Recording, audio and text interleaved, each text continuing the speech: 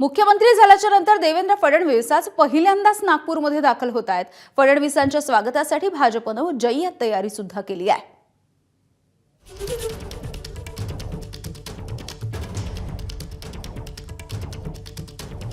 रजत वशिष्ठ आमचे प्रतिनिधी याविषयीचे अपडेट्स देत आहेत। रजत, काय नेमकी तयारी करण्यात आली आहे आणि कसं स्वागत होणार आहे फडणवीसांचं नागपूरमध्ये? यामिनी, नागपूरकर देवेंद्र फडणवीस मुख्यमंत्री पदाची शपथ घेतल्यानंतर आज पहिल्यांदा नागपुरात येत आहे आणि दुपारी 12 वाजताच्या सुमारास विमानतळावर त्यांचं आगमन होईल आणि त्याच्यानंतर एक भव्य रॅली जी आहे ती त्यांच्या निवासस्थानापर्यंत निघणार आहे। सध्या मी नागपूरच्या लक्ष्मीभुवन चौकावर आहे आणि याच ठिकाणी येऊन रॅली जी आहे ती सभेमध्ये रूपांतरित होणार आहे आणि या ठिकाणी मोठी तयारी जी आहे ती भाजपच्या कार्यकर्त्यांकडून करण्यात आलेली आहे। मोठ्या संख्येने देवेंद्र फडणवीस यांचे अभिष्ट चिंतन करणारे, अभिनंदन करणारे होर्डिंग आणि पोस्टर जे आहेत ते या ठिकाणी लागलेले आहेत। भाजपचे झेंडे ठिकठिकाणी दिसत आहे आणि लक्ष्मीभुवन चौकावर जी स्थिती आहे, विमानतळापासून लक्ष्मीभुवन चौकापर्यंत जेवढे 7 ते 8 मुख्य चौक पडतात, प्रत्येक ठिकाणी अशाच पद्धतीने स्वागताची तयारी आहे।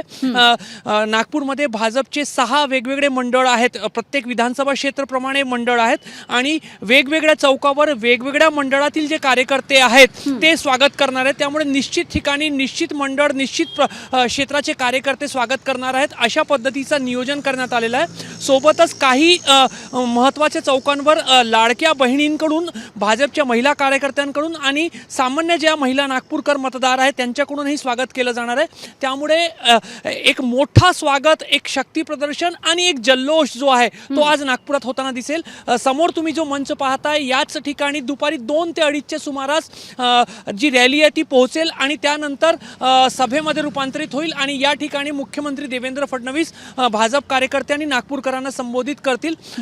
विमानतळावरून निघाल्यानंतर सर्वात आधी देवेंद्र फडणवीस विमानतळाच्या अगदी बाहेरच डॉक्टर बाबासाहेब आंबेडकरांचा पुतळा आहे त्या ठिकाणी डॉक्टर बाबासाहेब आंबेडकरांना वंदन करणार आहे।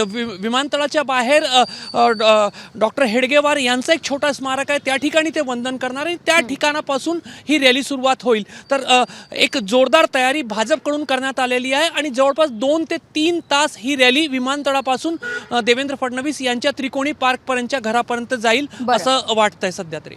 अगदी धन्यवाद रजत या अपडेटसाठी।